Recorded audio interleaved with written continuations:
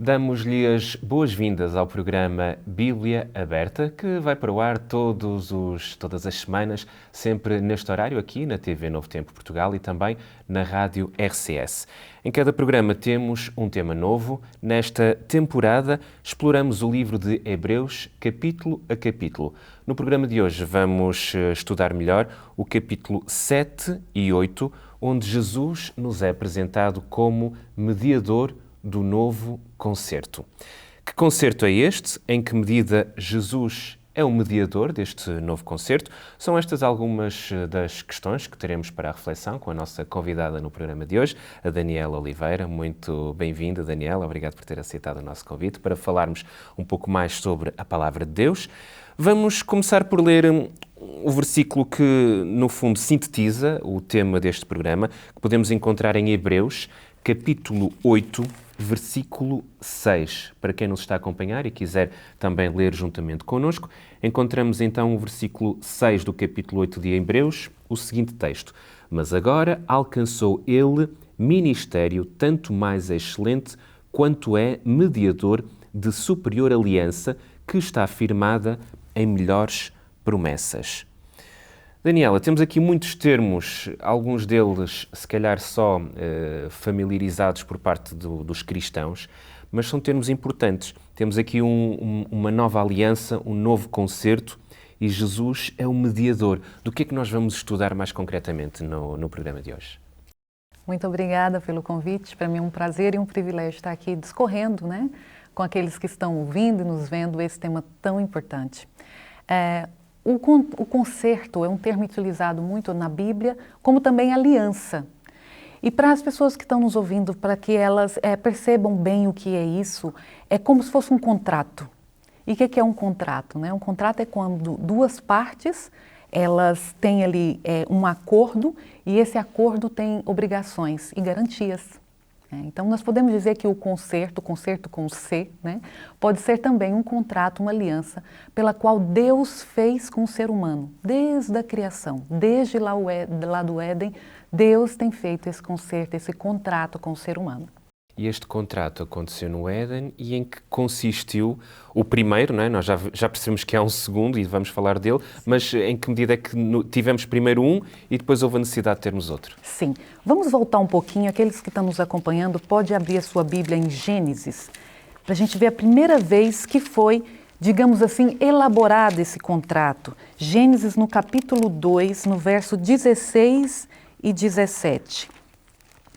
E a versão que eu leio diz assim, Gênesis capítulo 2, verso 16 e 17. Ordenou o Senhor Deus ao homem, dizendo, de toda a árvore dos jardins comerás livremente, mas da árvore do conhecimento do bem e do mal, dela não comerás, porque no dia que dela comeres, certamente morrerás. Aqui foi feito um acordo. E qual que era a parte do homem? A obediência. E a parte de Deus?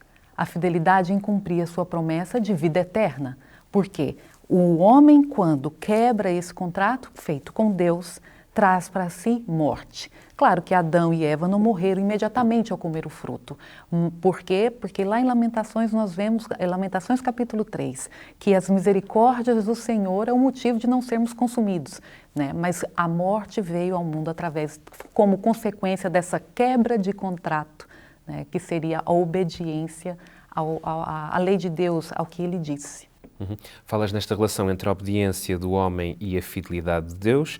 A verdade é que houve uma quebra neste contrato, não é? Em que medida é que esta quebra aconteceu, que depois resultou na necessidade de haver um outro contrato? Sim.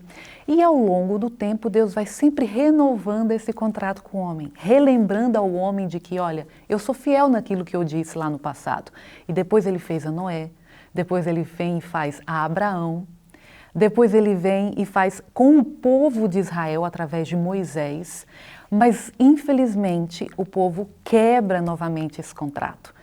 Muitas vezes o povo dizia, sim, nós iremos te obedecer, mas não conseguia ser fiel à parte do contrato. E Deus mostrando através dos profetas, através de Jeremias, que ele não tinha esquecido do contrato que ele fez e que ele seria fiel até o final. E aí vem quem? Jesus. E Jesus entra como mediador nesse contrato. Agora, Ezequiel, o que seria um mediador? Mediador tem a função de intermediar entre as duas partes do contrato. É alguém que vai assegurar que vai ser cumprido o que está escrito naquele contrato. Por isso a importância dessa nova aliança e a ideia de que a Hebreus nos traz, através do apóstolo Paulo, de que foi mais importante, foi o melhor, porque aí vem alguém que fala, não, eu vou cumprir o contrato no lugar deles. Jesus aparece como um garante. Podemos até utilizar, numa linguagem se calhar mais técnica, um fiador. Todos nós sabemos o que é um fiador. Quando fazemos um contrato de arrendamento ou um empréstimo, precisamos de alguém que vai ser aquela garantia no caso de nós não cumprirmos a nossa parte no contrato. É aqui que aparece este Jesus como fiador, digamos assim, como mediador. Isso mesmo, isso mesmo. Ele diz, não, eles não cumprem o contrato, mas eu vou cumprir o contrato no lugar deles. Porque a nossa parte é a obediência e falhamos sempre em desobedecer. Mas quando olhamos para Jesus, né, que veio, viveu aqui nessa terra, foi perfeito em tudo, aí a gente vê a nossa garantia do cumprimento desse contrato para com Deus. Há bocadinho falavas de Jeremias, que é um dos livros que nós encontramos no Velho Testamento, e curiosamente vamos comparar aqui, até porque estamos com a Bíblia aberta, dois livros e dois capítulos, aliás, dois versículos dentro destes livros, que é Jeremias 31 a 34, e vamos compará-lo com Hebreus 8, 10 a 12. Vamos então para o Velho Testamento, para aqueles que tiverem a possibilidade de abrir a Bíblia, no livro de Jeremias, no capítulo 31, e depois entre os versículos 31 e 34, onde podemos ler o seguinte: Vêm dias, diz o Senhor, em que farei uma aliança nova com a casa de Israel e com a casa de Judá, não conforme a aliança que fiz com os seus pais no dia em que os tomei pela mão para os tirar da terra do Egito, porque eles invalidaram a minha aliança, apesar de eu os haver desposado, diz o Senhor. Mas esta é a aliança que farei com a casa de Israel depois daqueles dias, diz o Senhor. Porei a minha lei no seu interior e escreverei no seu coração. Eu serei o seu Deus e eles serão o meu povo. Não ensinará alguém mais a seu próximo, nem alguém a seu irmão, dizendo: Conhecei ao Senhor, porque todos me conhecerão, desde o menor deles até o maior, diz o Senhor. Pois lhes perdoarei a sua maldade e nunca mais me lembrarei dos seus pecados. Esta é uma promessa que encontramos no livro de Jeremias, e agora vamos abrir o livro de Hebreus, que é o objeto do estudo do nosso programa de hoje, no capítulo 8, entre os versículos 10 e 12. Esta é a aliança que depois daqueles dias farei com a casa de Israel, diz o Senhor, porei as minhas leis no seu entendimento e no seu coração e as escreverei, eu serei o seu Deus e eles serão o meu povo. E não ensinará jamais cada um ao seu próximo, nem cada um ao seu irmão, dizendo: Conhece ao Senhor, porque todos me conhecerão, desde o menor deles até o maior. Pois serei misericordioso para com as suas iniquidades, e dos seus pecados e das suas iniquidades não me lembrarei mais. Em que medida é que podemos comparar estes dois textos e o que é que tem de diferente esta promessa no Velho Testamento e no Novo Testamento?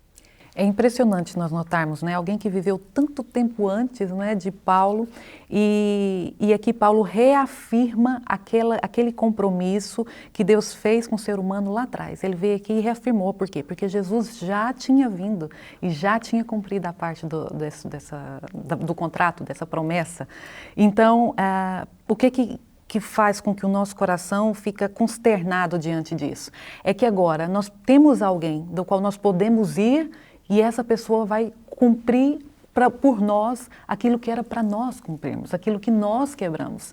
Então nós temos aqui Jesus, que foi perfeito, cumpriu todas as obrigações, né, desse contrato, e do qual agora eu posso recebê-lo em meu coração.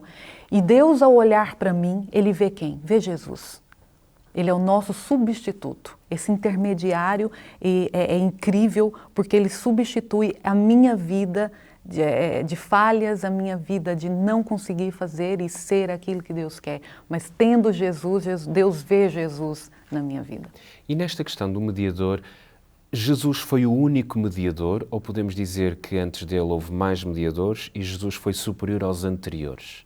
Olha, boa pergunta. Jesus sempre foi o único mediador. Entretanto, na época de Israel, quando Deus estabeleceu, né, o sacrifício, aquilo era uma figura do que seria Jesus. Era uma forma didática de ensinar o plano da redenção para o povo.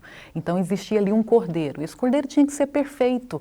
Por quê? Porque Jesus seria perfeito, cumpriria com toda a parte desse contrato, seria obediente e fiel a Deus. E então ali tinha a sombra do que viria. Tinha o sacerdote que era o intermediário. Por isso essa nova aliança, porque agora é perfeito, o intermediário que nós temos diretamente é Jesus. Então existia sim um sacerdote que fazia mediação entre o povo e Deus, entretanto ele era falho. É um ser humano falho que também precisa de Jesus. Mas quando Jesus vem, isso tudo acaba e agora nós só temos um único mediador, que é o nosso Senhor Jesus Cristo. E muitas vezes as pessoas pensam, ouvem dizer de outras pessoas que precisamos de outro substituto em relação a esse mediador. Mas por mais que no passado existiram pessoas, homens santos, né, mulheres santas, pessoas que agradaram a Deus, elas não são substituta entre nós e Deus. Só o único mediador, só o único que nós podemos orar para que interceda diante de Deus pela nossa condição humana é o nosso Senhor Jesus Cristo, mais ninguém. E em relação a este, já falamos do novo concerto, do velho concerto, há promessas específicas, quer no primeiro concerto, quer neste novo concerto. Estas promessas sempre foram as mesmas ou podemos distinguir as promessas do velho concerto para as promessas do novo concerto ou do novo contrato? O problema do ser humano nunca foi a lei em si, mas sim o seu coração. Então o coração do homem se distanciou muito do que Deus é, da santidade de Deus. E quando Deus faz a promessa de que agora Ele escreveria a lei dele, que é o caráter dele, no nosso coração, isso é uma promessa grandiosa. Porque tudo aquilo que nós não conseguimos, através de Jesus, nós vamos conseguir. Através dele será possível. Então isso é uma das mais grandiosas promessas que ele vem prometendo ao longo do tempo, mesmo com o ser humano falhando tanto.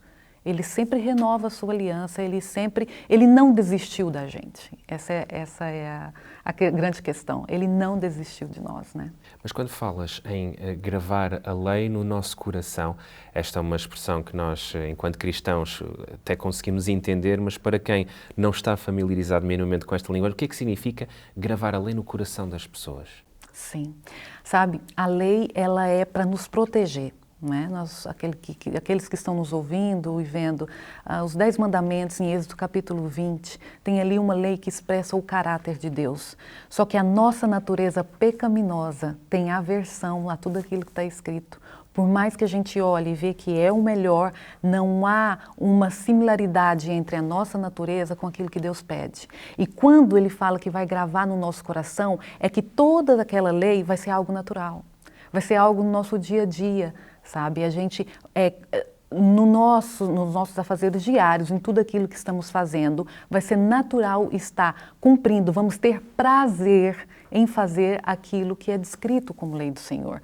Porque Ele me prometeu que gravaria no nosso coração, e isso vai ser uma alegria, porque através desse mediador nós conseguimos ter essa alegria de ser natural para o ser humano, guardar os 10 mandamentos, ter alegria em fazer o que Deus pede. Sim, mas para quem nem sequer conhece a lei de Deus, como é que nós podemos dizer em que medida é que a lei de Deus pode ser melhor para a vida de uma pessoa?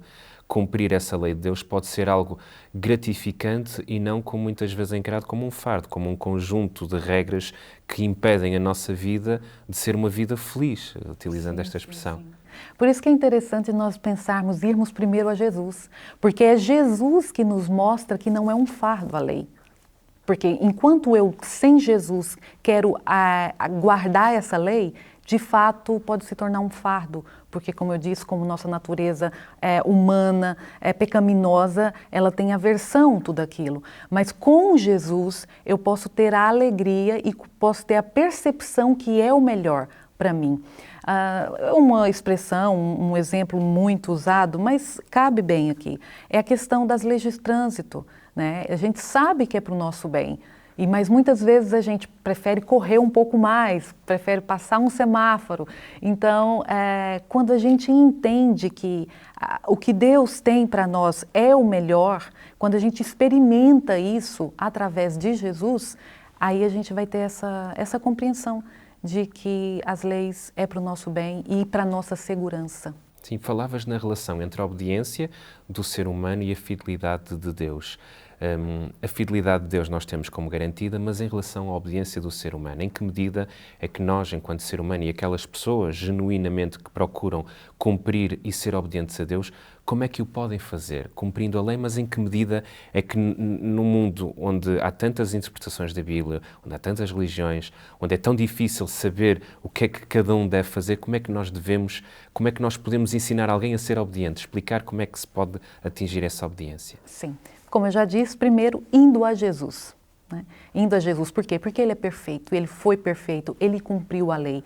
Então, Ele, através da sua palavra, irá direcionar todo esse meu desejo por obedecer.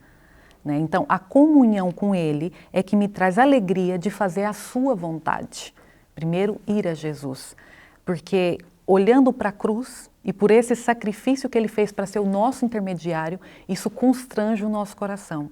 Constrange o coração do ser humano de saber que alguém que não merecia passar pelo que ele passou e passou para que hoje nós tivéssemos essa oportunidade de vida eterna. Então, procurar por Jesus, ter Jesus na nossa vida, contemplar o seu caráter, nos constrange a obedecê-lo, a fazer o que ele fez e com a ajuda dele. Sempre. Sim, e havendo também um reconhecimento da nossa pecaminosidade, não é? Pecaminosidade que é um termo também muito comum entre nós cristãos, mas o que é que significa isto? O reconhecer da nossa pecaminosidade.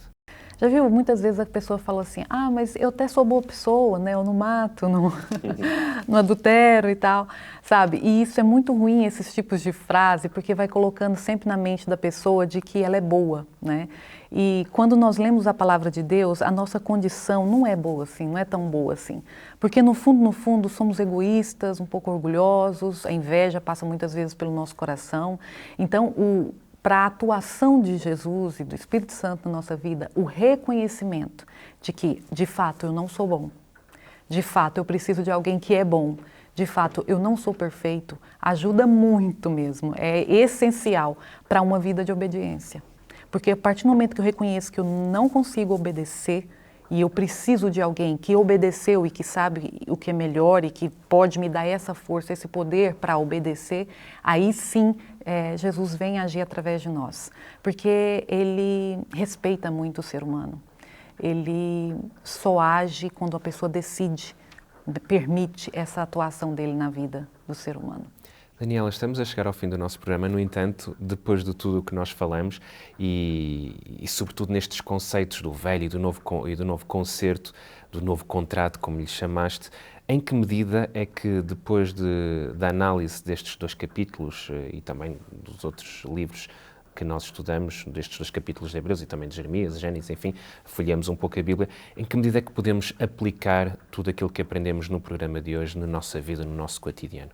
Como aquilo que eu acabei de dizer, primeiro reconhecer, né? Reconhecer que precisamos de fato de alguém que é perfeito, né? Reconhecer que falhamos sempre na nossa vida, no dia a dia, nos nossos relacionamentos.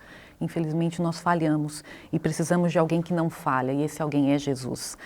Em 2 Timóteo, eu queria ler aqui um verso, 2 Timóteo, capítulo 2, no verso 13, diz assim: se formos infiéis, ele permanece fiel e não pode negar-se a si mesmo. Então, a fidelidade de Deus, desde lá do Éden até os nossos dias, é a mesma. E Ele prometeu que esse par dos seres humanos, que foi Adão e Eva, que saíram um dia do Éden, que falharam, prometeu que um dia poderiam retornar através dessa nova aliança, desse mediador que é Jesus Cristo. Então, é um apelo que eu faço, se entregar verdadeiramente a Jesus Cristo, reconhecendo que Ele é o único mediador entre nós e Deus e que, de fato, um dia Ele vai voltar para nós comemorarmos, né, tudo isso que Ele fez por nós. E é essa a nossa grande esperança, Daniela, na segunda volta de Jesus. Muito obrigado por ter estado connosco a analisar esta nova aliança, este novo concerto que encontramos aqui no capítulo 7 e 8 de Hebreus. Quanto a nós, voltamos a marcar encontro novamente de hoje a uma semana, neste mesmo horário, sempre com a Bíblia aberta. Até lá.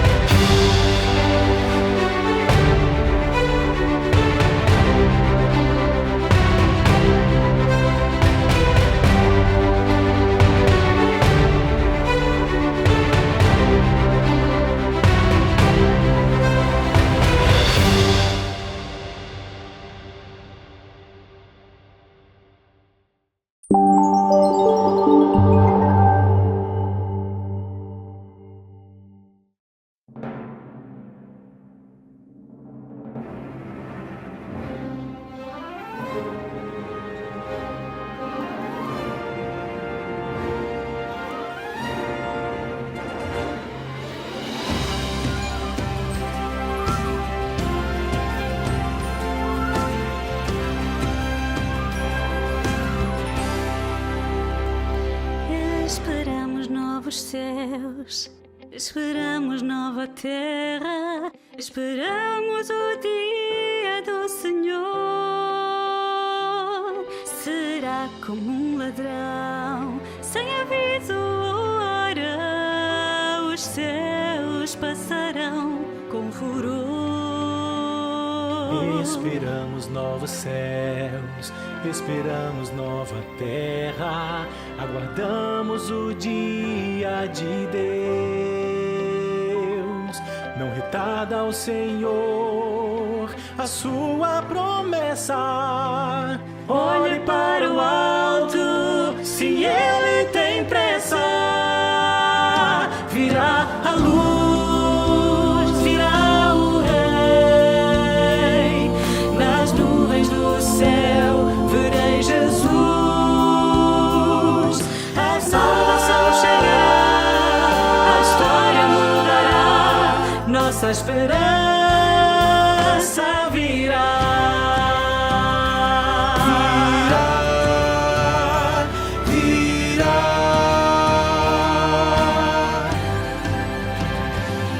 Esperamos novos céus, esperamos nova terra, aguardamos a volta do Senhor.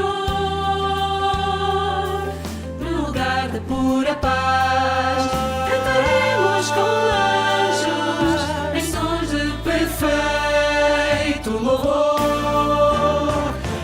Esperamos novos céus e o dia da batalha, quando Cristo Jesus aparecer,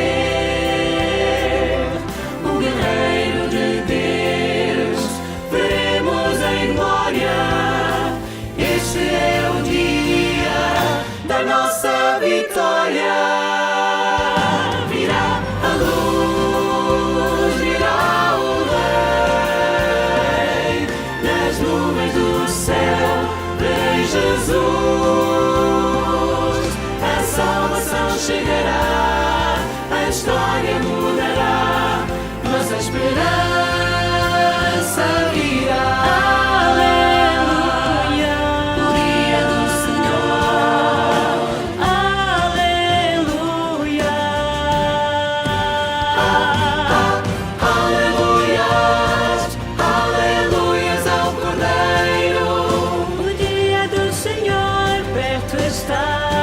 Perto está, aleluias, aleluias ao Cordeiro. O dia do Senhor perto está. Aleluia, aleluia, aleluias ao Cordeiro. Glórias ao Senhor, aleluias ao Cordeiro. Glórias ao Senhor, aleluias ao Cordeiro. Virá a luz, virá o Rei. Nas nuvens do céu verei Jesus. A salvação chegará, a história mudará, nossa esperança virá. Aleluias, aleluias ao Cordeiro. Nossa esperança virá, nossa esperança virá.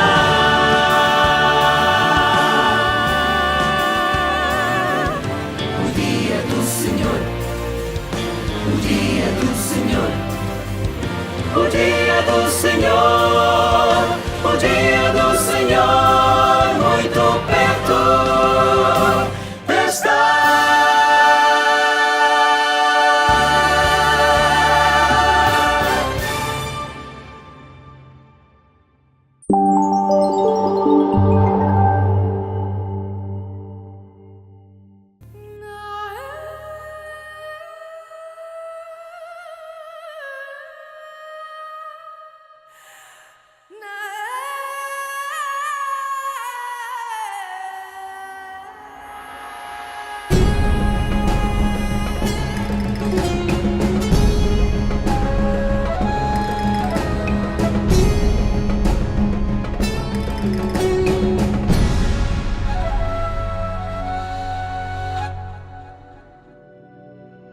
Existe algo magnífico no céu estrelado. A escuridão é sutilmente quebrada por vagos lampejos de luz que viajam através do espaço e do tempo. Parecem ocultar algo transcendente ou sobrenatural. Um mistério que o homem busca desvendar desde os tempos mais remotos. Bueno, Kant mencionaba que había digamos que un concepto de lo sublime matemático. El sublime matemático hace referencia a la inmensidad, a la extensión. Es decir, la naturaleza como que se manifiesta mucho más grande que nosotros. Y eso nos lleva casi a la adoración. De hecho, hemos adorado algunas cosas de la naturaleza, como puede ser el sol y demás. La naturaleza ha sido un motivo de adoración, pero ¿por qué lo hemos adorado?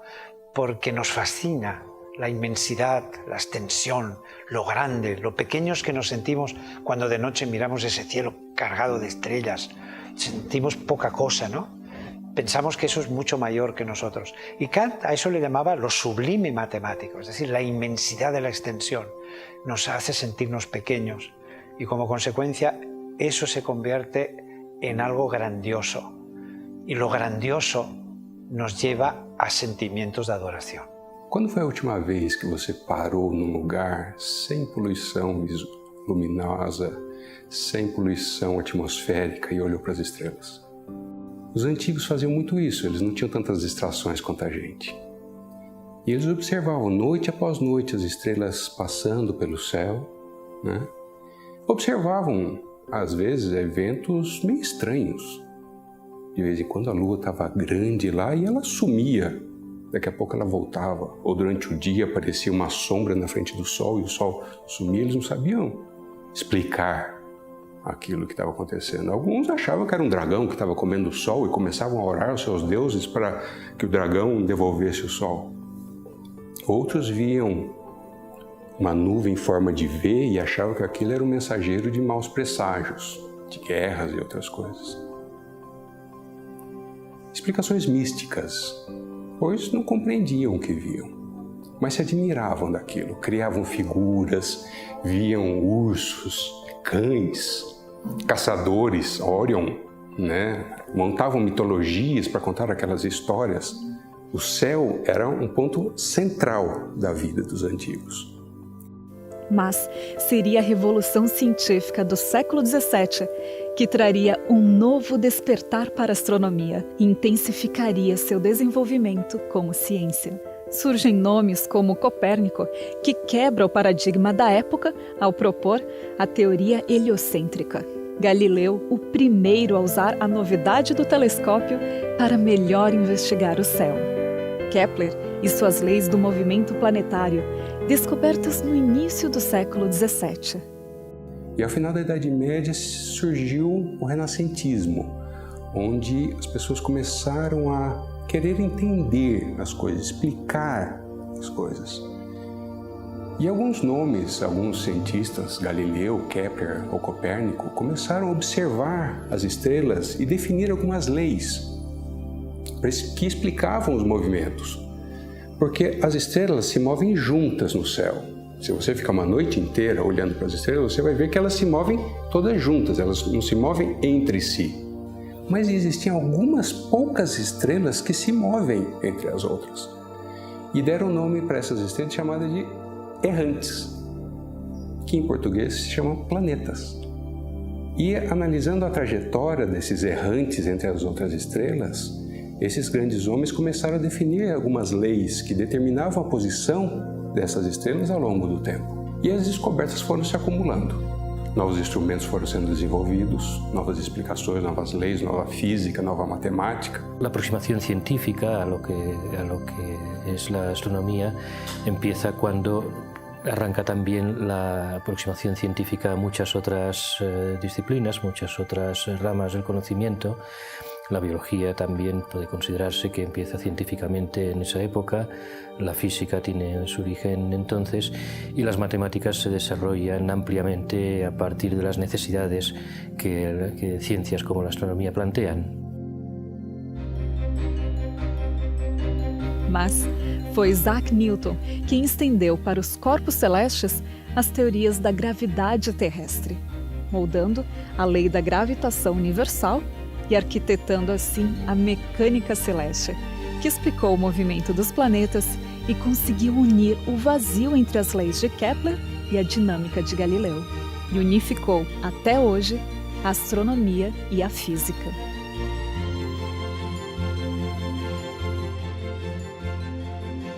Hace muchos años, cuando empezó la astronomía, lo más intrigante era, por ejemplo, entender qué era la Vía Láctea. Y Galileo fue el primero en usar un telescopio muy chiquitito para mirar la Vía Láctea y darse cuenta de que estaba llena de pequeñas estrellitas, que no era una cosa gaseosa y difusa, sino que con un pequeño telescopio se podían ver estrellas individuales. Esa era la pregunta fascinante en esa época. Hoy en día nuestras preguntas son más sofisticadas, porque ya hemos resuelto estos problemas más sencillos. El cambio fundamental, la revolución que se da a mediados del siglo XIX, es el descubrimiento de la espectroscopía, el hecho de que bajo determinadas condiciones físicas los elementos químicos tienen un comportamiento que hace que cuando analizamos la luz que emiten veamos líneas espectrales, es decir, veamos emisión o absorción en unas longitudes de onda muy particulares. Así podemos decir que un gas está compuesto de oxígeno o de hidrógeno o de nitrógeno. Cada uno de estos elementos deja su traza característica, podríamos decir su huella digital inconfundible en el espectro electromagnético, en la luz que emite.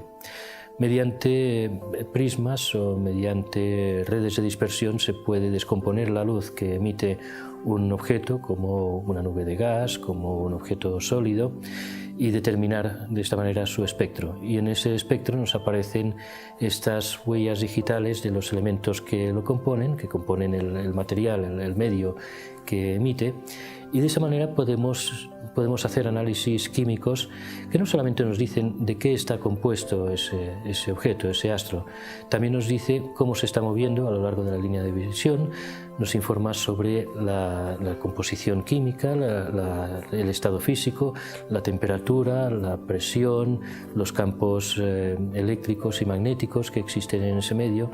Es decir, nos permiten abordar ese objeto, nos permiten conocer ese objeto como si lo tuviéramos ahí mismo en el laboratorio y estuviéramos tomando una pequeña pieza y haciendo un análisis químico. Ahí está el origen de la astrofísica, en poder estudiar la física de los objetos, no solamente su posición y movimiento, sino su estructura, su composición, de qué están hechos, cómo son. Com o passar dos séculos e milhares de anos depois, que avanços e desenvolvimento de tecnologias têm se descortinado para a astronomia? Para responder esta pergunta, viemos empreender uma jornada até o melhor lugar do planeta para observação astronômica, o deserto do Atacama, aqui no Chile.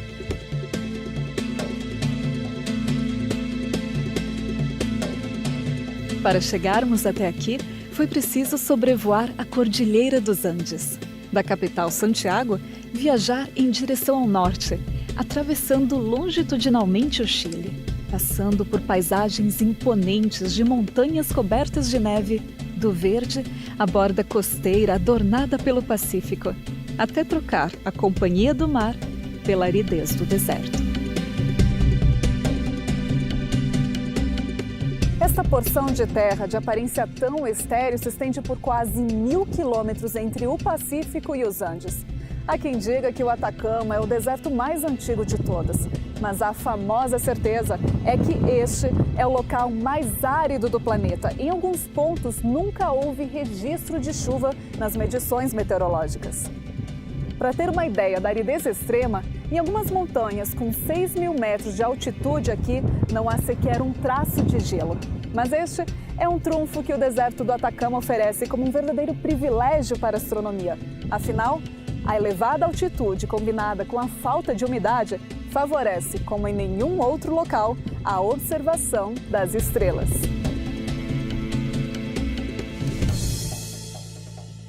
Antes creíamos que era el mejor lugar del mundo para la astronomía óptica, que es el tipo de astronomía que usa luz semejante a la luz que ven nuestros ojos. Pero ahora nos hemos dado cuenta que también lo es para la radioastronomía. es el caso de ALMA, que se instaló en Chile hace pocos años y que es el principal observatorio y el más complejo construído hasta la fecha en la superficie de la Tierra. Quando observamos através de telescópio clássico óptico, vemos apenas as ondas visíveis aos nossos olhos. Mas os corpos celestes emitem outras ondas eletromagnéticas, raios-x, raios gama, ultravioleta, infravermelho e também ondas de rádio. Por isso, os cientistas desenvolveram satélites e radiotelescópios como estes aqui no Observatório ALMA, para ver o que aos nossos olhos é invisível.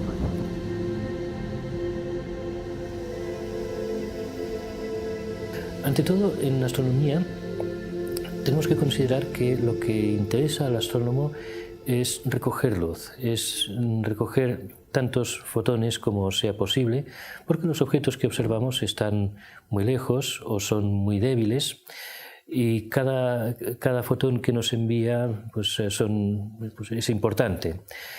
Además, una característica que distingue la astronomía de prácticamente cualquier otra ciencia es que es una ciencia de objetos que podemos ver, pero a los que no nos podemos acercar, no podemos tocarlos, no podemos experimentar con ellos, no podemos darles la vuelta.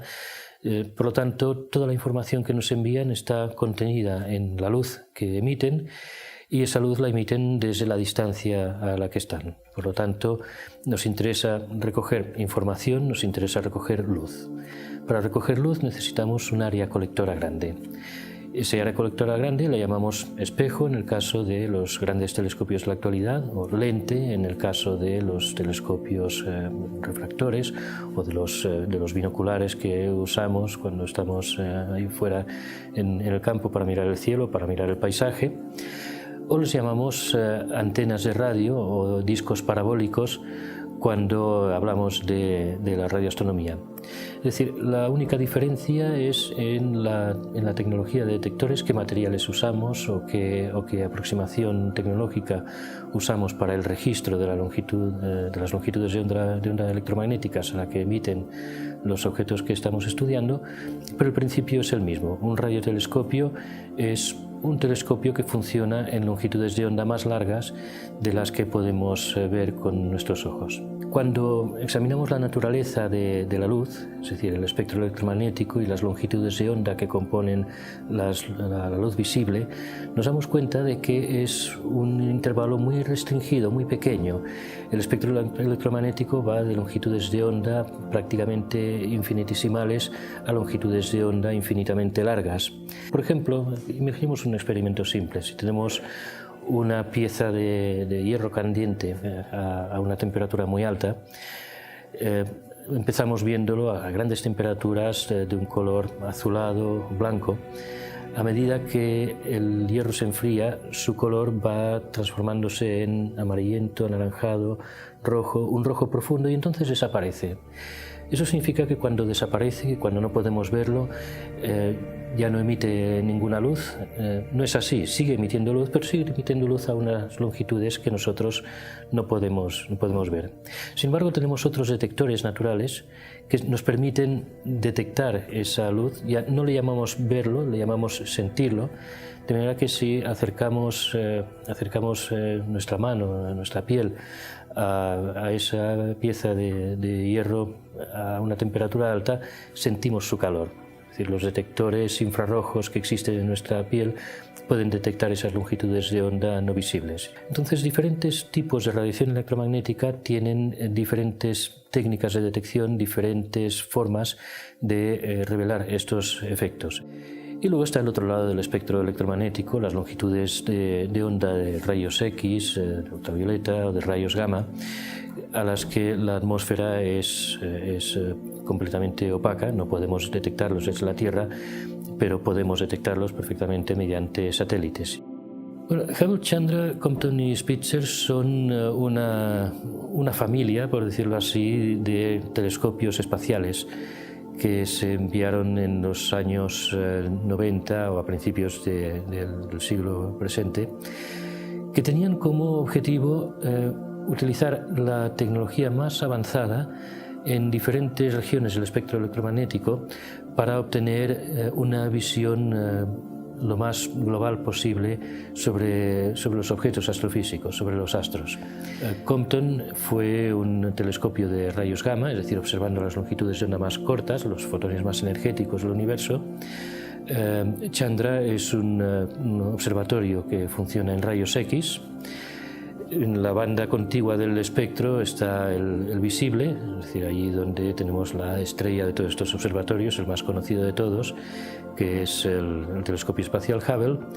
Y cuando salimos de las longitudes de onda visibles, cuando nos vamos ya más hacia el infrarrojo, tenemos el telescopio espacial Spitzer.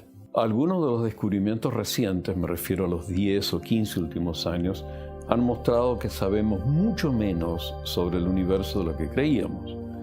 Ahora sabemos que solamente una pequeña fracción de la masa que vemos es una masa que nosotros vemos en nuestros laboratorios. El universo está lleno de material cuya composición no entendemos todavía. Sabemos que está ahí porque vemos los efectos gravitacionales que tiene ese material en el resto del universo, pero no sabemos lo que es.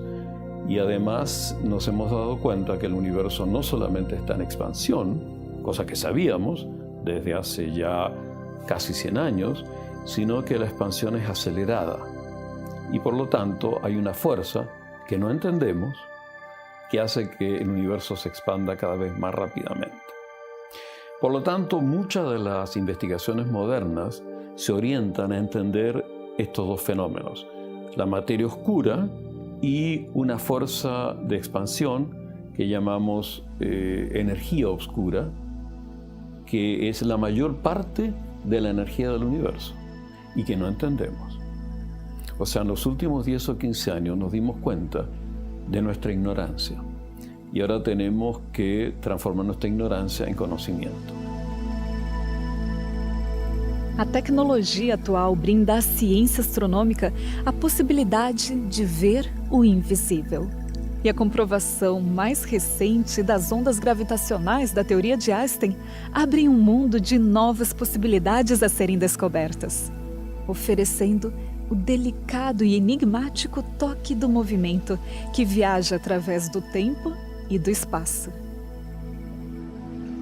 Well, one of the exciting things about the measurement of the gravitational waves that came from these two spiraling into each other black holes was that they very closely matched the predictions of general relativity. So scientists are able to take supercomputers and build models of black holes according to the theory of general relativity. What should these black holes be like? What do they do to the space around them? And what kind of gravitational waves should they generate according to the theory? And when they looked at the gravitational waves produced by these computer simulations and compared them to the ones that we actually measured, it was a perfect match. So the gravitational waves that were recently measured by LIGO don't change anything about the way we view the universe in terms of general relativity. General relativity was able to predict what we saw with a very high degree of accuracy, but we hope that very soon we will be measuring gravitational waves with even more precision and that we will find things that we didn't expect and that aren't exactly specified by general relativity. And then we'll be able to discover new things about the universe. We are hoping that this discovery opens an entirely new kind of astronomy. The LIGO gravitational wave detectors and other gravitational wave detectors like Virgo in Italy and Kagra in Japan and the hopefully soon to be built LIGO India will be a set of instruments that will give us an entirely new way to observe the universe. And hopefully they'll give us a way of exploring objects and events that we haven't had a good way of looking at before, because not everything gives off light that we can detect. And a lot of the universe is obscured from our view by clouds of gas and dust. But gravitational waves pretty much go through everything. So these new instruments will give us a new window on the universe and a whole new way of exploring phenomena. Por lo tanto, dentro de algunos años vamos a descubrir algo nuevo que no habíamos imaginado. Lo lindo de la ciencia es que está lleno de sorpresas. Ahora, uno tiene que aceptar que la ciencia quizás nunca responda a todas las preguntas, sino que siga introduciendo preguntas nuevas a medida que nuestro conocimiento aumenta. Sem sombra de dúvidas, a astronomia é uma ciência deslumbrante que vivifica não apenas a curiosidade, instiga a própria imaginação. Desafia a nossa lógica e os nossos limites. Desafia-nos a ir em busca de respostas muito além das fronteiras do conhecido. Bueno, la astronomía se suele considerar como una ciencia con pocas aplicaciones prácticas y creo que efectivamente es así.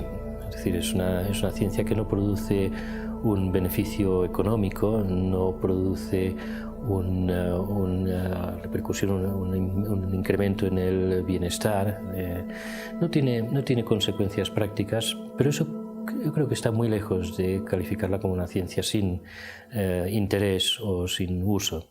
Yo creo que lo principal que aporta la astronomía en términos globales es inspiración, es la respuesta, o al menos el intento de responder a preguntas fundamentales para los humanos. En ese aspecto se puede considerar que la astronomía es tan útil como la poesía o como la filosofía, es decir, o como la música también. Es algo que responde a necesidades de la sensibilidad humana y que nos hace más ricos culturalmente, humanamente, filosóficamente y también científicamente, por supuesto. Job es un libro de la Biblia que pertenece a un bloque de libros que llamamos sapienciales.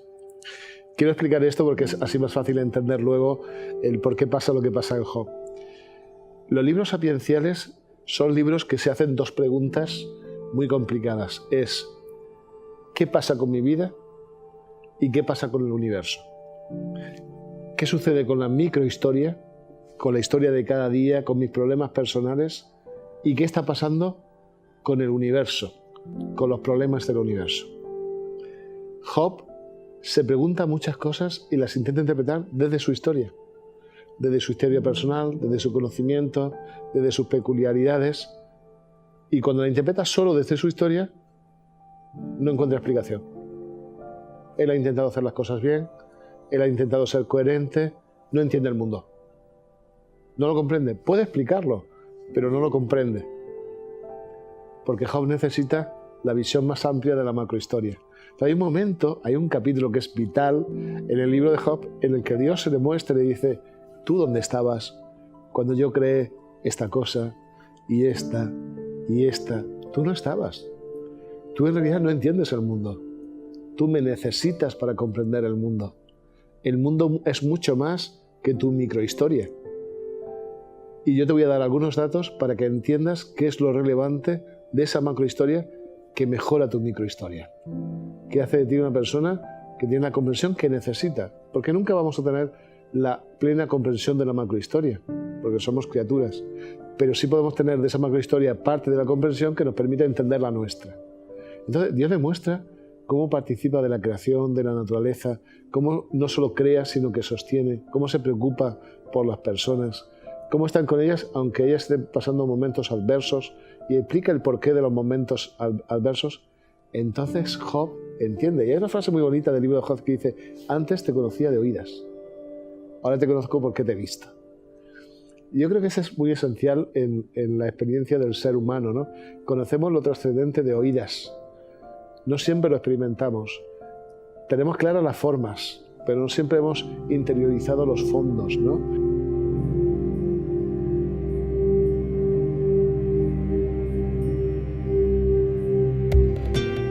Ainda que o deserto do Atacama pareça tão inóspito à vida, há aqui um belo e inesperado contraste. O deserto mais árido do mundo surpreende o nosso olhar ao revestir-se de cores e flores na primavera. Onde havia aparente ausência de vida, revela-se uma profusão vivente a se perder de vista. O florescer do deserto nos ensina uma metáfora admirável e importante. Ao olharmos para o céu escuro e poluído das grandes cidades, podemos tomar por estéril a escuridão espacial. Mas, ao erguerem os olhos para estudar o que se situa acima de nós, astrônomos aqui, em plena aridez do deserto do Atacama, são brindados com uma profusão quase infinita de cores, brilhos, estrelas e planetas, galáxias e nebulosas, grandezas e mistérios em suas mais diversas formas. A aparente escuridão estéril encanta com valioso conhecimento sobre a vida e nos convida a enxergar muito além do que é evidente.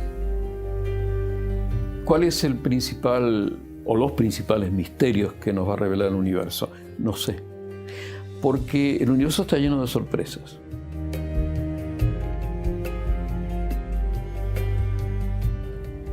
Nesta nova série, vamos percorrer os principais observatórios do Atacama para levar até você os mais recentes avanços tecnológicos e as descobertas que esses instrumentos de ponta têm proporcionado à astronomia. Continue conosco nesta jornada. Afinal, estudar e investigar o universo é também decifrar as nossas próprias origens.